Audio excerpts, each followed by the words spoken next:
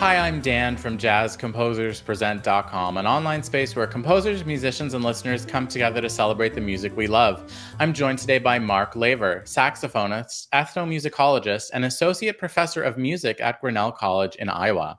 Mark is joining us today to discuss legendary Canadian composer Phil Nimmons and his seminal work, The Atlantic Suite. Thanks, Dan. In this mini-lesson, we'll discover a few of the hallmarks of Phil Nimmons' musical style by examining his 1975 composition, Tides, the third movement of his celebrated Atlantic Suite. Nimmons has been a key figure in Canadian jazz since the early 1940s as a composer, clarinetist, bandleader, and educator. The Atlantic Suite was commissioned by the Canadian Broadcasting Corporation as a culmination of a tour he led of Canada's eastern provinces in 1974 with his band, Nimmons N Nine +6. Like many composers of his generation, Nimmons was inspired by Canada and Canadian landscapes. While we can find this inspiration in the titles of the respective pieces in the suite, it's also the structural foundation of the entire suite.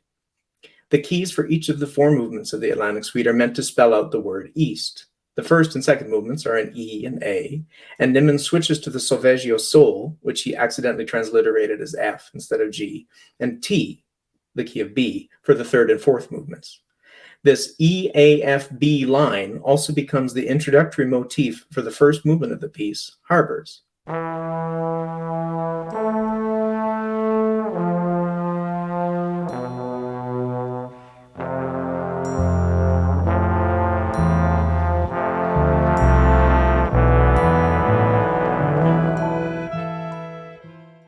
The third movement, Tides, in the key of F, was specifically inspired by an experience Phil had watching the tides come in and out while eating at a restaurant in Moncton, New Brunswick. Phil told me there was a restaurant called Size, which was famous for lobster, and it was right on the Bay of Fundy. And if you were there at a time when the tide would be either coming in or going out, as it came in and took over, or as it went out and left, you would see these mounds of mud or sand. And if it was at a certain time of the day, they would change color with the setting sun, you know? It was quite an interesting thing to see take place when the tide was out. And that's where the title Tides came from. Here's the opening of that third movement.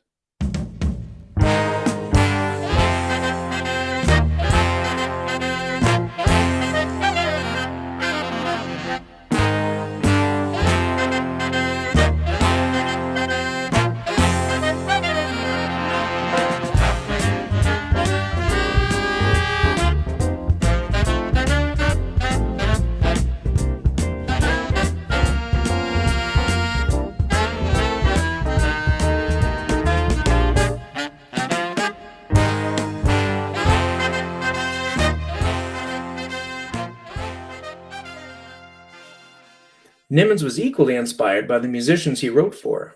The music he was writing in the mid-1970s was strikingly different from his earlier style, in part because he was writing for more and more players who were coming from a background in rock music, especially bassist Dave Field, pianist Tom Szczesniak, guitarist Andy Krem, and alto saxophonist Keith Jollimore, all of whom joined the band for that 1974 tour. Tides isn't a rock tune per se, unlike the fourth movement of the suite, Horizons, but the heavy shuffle groove you hear in this tune is strikingly different from what you'd hear from earlier iterations of Nimmons' band, where there was less rock influence among the musicians. Indeed, where some of the musicians, like guitarist Ed Bickert, harbored a real distaste for the rock sound.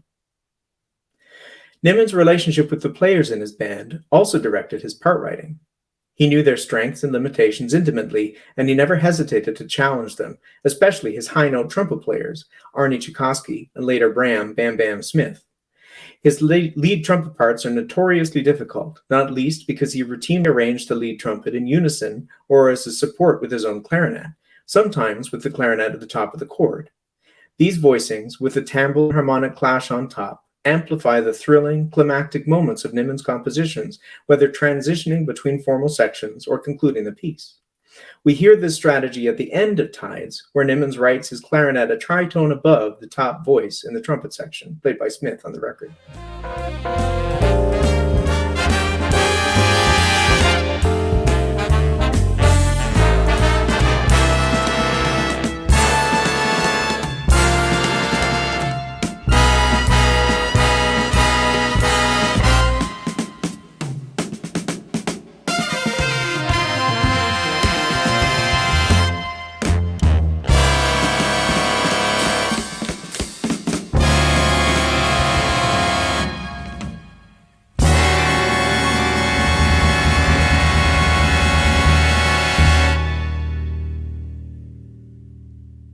Formally, Nimmons' music leans on traditional structures, especially the blues, but pushes and pulls those forms in different directions.